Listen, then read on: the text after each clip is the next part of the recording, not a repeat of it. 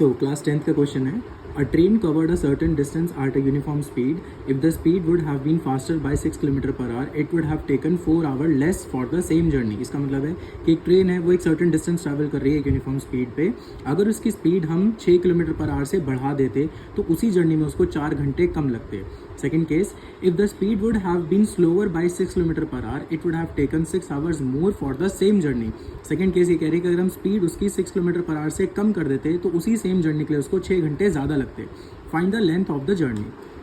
सो हम क्या करेंगे, let the original speed of the train be X and the original time taken by the train be Y. तो हमें पता है स्पीड का फॉर्मूला क्या होता है, डिस्टेंस अपॉन टाइम। तो डिस्टेंस अगर मैं यहाँ से बाहर निकाल लूँ तो ये क्रॉस मल्टीप्लाई हो जाएगा, इसका मतलब हो जाएगा distance equals to speed into time. अब हमने जो स्पीड ले रखी है वो वेरिएबल एक्स है, जो हमने टाइम ले रखा है वेरिएबल वाई है, तो डिस्टेंस का मतलब हो जाएगा x into y.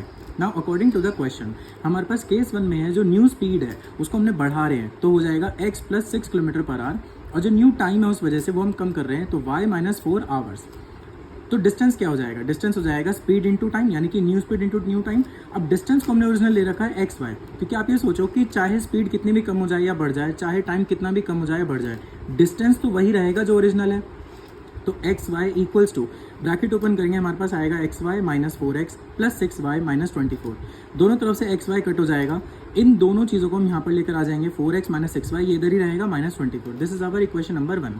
Now case 2, new speed, हमने स्पीड को कम करा तो बन गया x minus 6 kilometre per hour, हमने टाइम को बढ़ाया तो बन गया y plus 6 hours. Again distance equals to speed into time. अब क्योंकि डिस्टेंस तो ओरिजिनल सेम ही रहेगा, ओरिजिनल डिस्टेंस हमारे पास है speed into time that is x into y.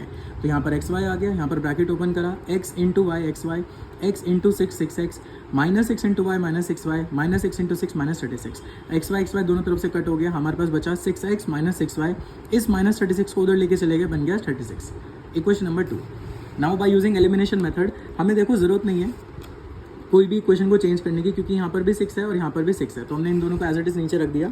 तो 6y, इसका हमें साइन चेंज करना पड़ेगा, माइनस प्लस प्लस, तो इसको कट करके हमारे पास बचा 6x minus 4x that is 2x, 36 plus 24 that is 60। तो x इक्वल्स टू 30 आ गया, इसको हम पुट करेंगे क्वेश्चन नंबर 1 में, which was 4x minus 6y equals to 24।